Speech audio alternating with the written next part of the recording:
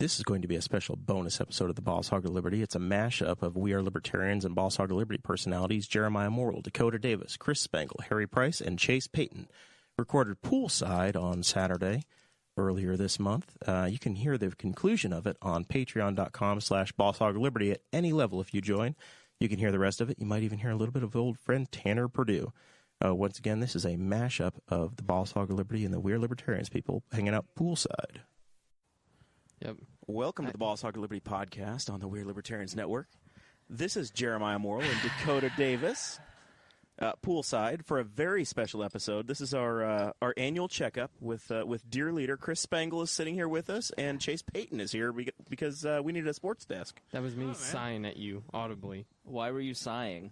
For the way he started, like it was a normal episode. This is like episode 59-1. It's not normal. There's no video. We are poolside at my house at a pool party very early in the evening.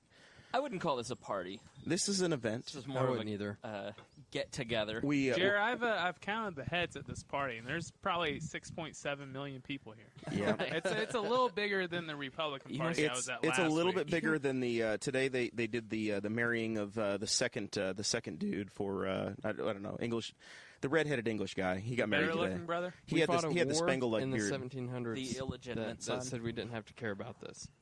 See, William looks just like Charles. Harry will back me up on this. Harry's back there cooking ribs. William just looks just like Charles, but Harry, if you look at the horse trainer, Princess Di's horse trainer, looks just like Harry. So probably not Charles' son. I don't know where you're going with any of this, but Audrey and I did a tinfoil time episode, and we touched on royalty a little bit. Really?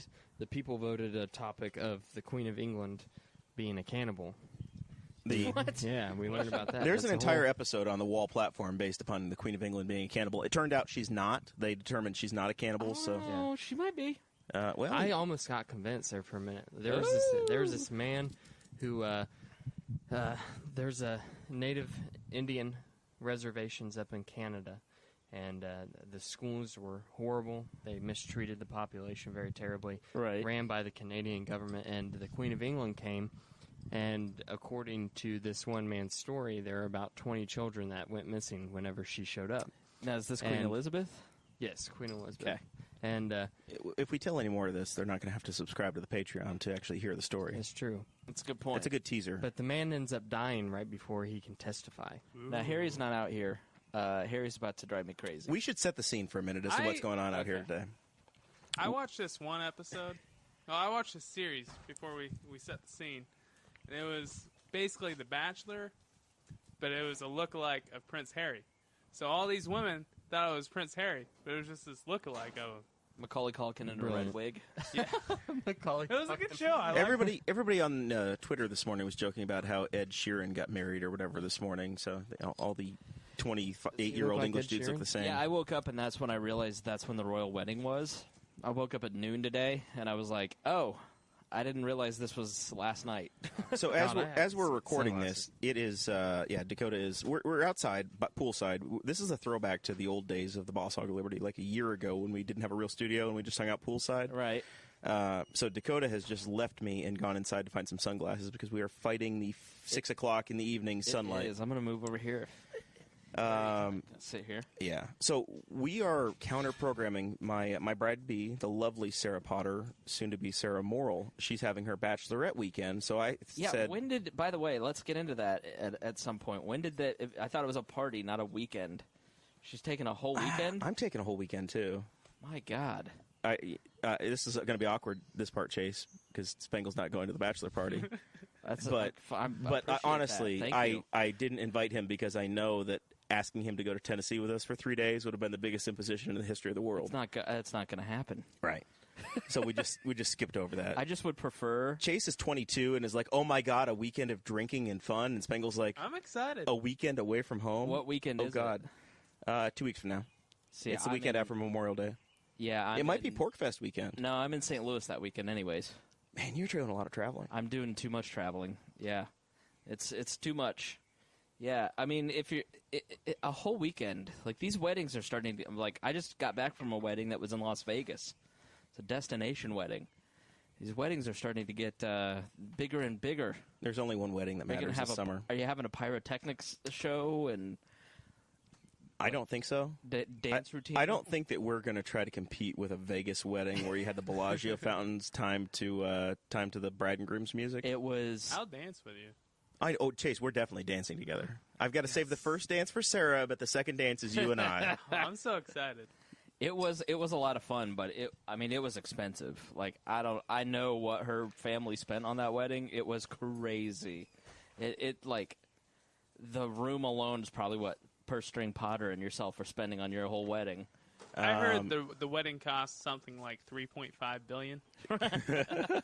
Sarah's or both. Okay. Chasing numbers He's like are running mess. Yeah. Right.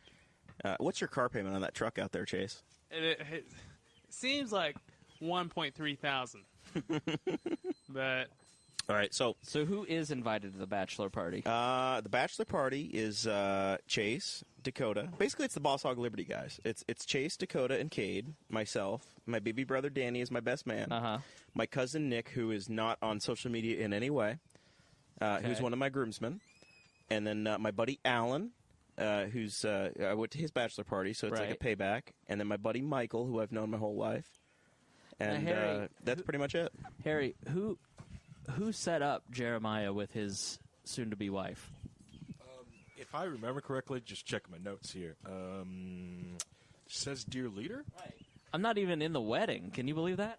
I thought you were officiant, and they're not going to let you be the officiant? Judge Susan Bell is the officiant. Yeah, I brought that up, Chris. Last week on the podcast. Not only that, I didn't even get invited to the bachelor party, which I find considerate, but at least let me turn you down. I'm very efficient. I knew you'd say absolutely not. So you're basically a better version of Tinder. But me? Oh, yeah. No. Yeah. Well, I remember. Well, so Sarah, the problem is you're running out of people to set up now because Harry's married. Yep. Chase is taken. Dakota's married. Yeah. I'm getting married in 48 days. Yeah, Bittner and Morgan are together because of me, because I was late to meet her, and so she had to leave, and so she started dating Bittner instead. Obviously, Greg and Kat.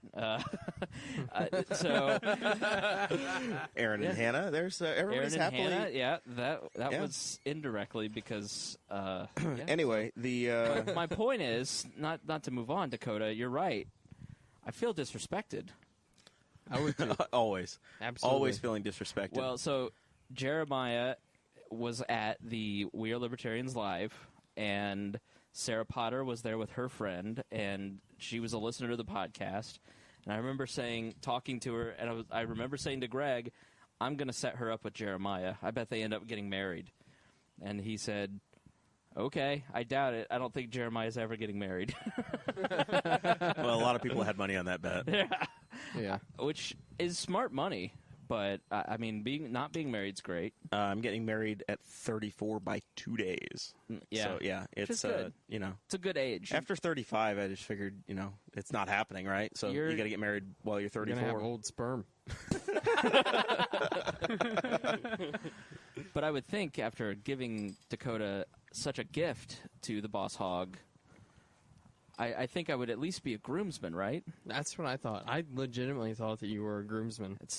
Once again, I'm very aware of the imposition that all of this would have been on Spangle. So he's an invited wedding guest, which is exactly how I want it. Yeah, which is you know me well, which I appreciate, but I do like to joke about it because that's fine. Yeah, it's funnier that way. That's fine. So, by the way, it smells amazing out here. Harry is working on ribs. I had a hog butchered about a month ago, and when we said we were going to have this pool party, I said... By hog, he means a new podcast had been started in Newcastle, and he took care of it. I had it eliminated.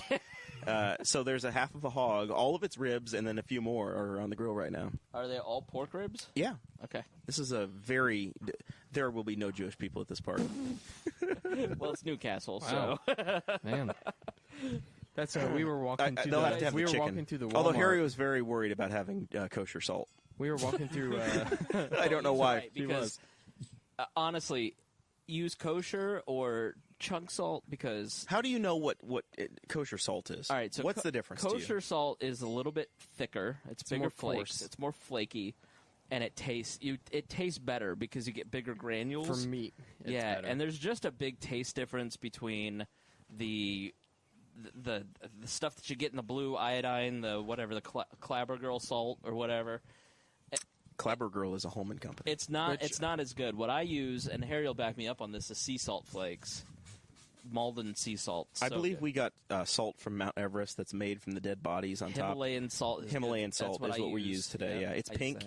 I don't know why, but it's pink. It has lots of good trace minerals for you. How many Yetis died just so you could have salt? Not enough, I say. Yetis coolers or Sherpas? Wow. Second one. Hey, Harry, explain to these. I tried some of Harry's barbecue sauce that he made in there for us.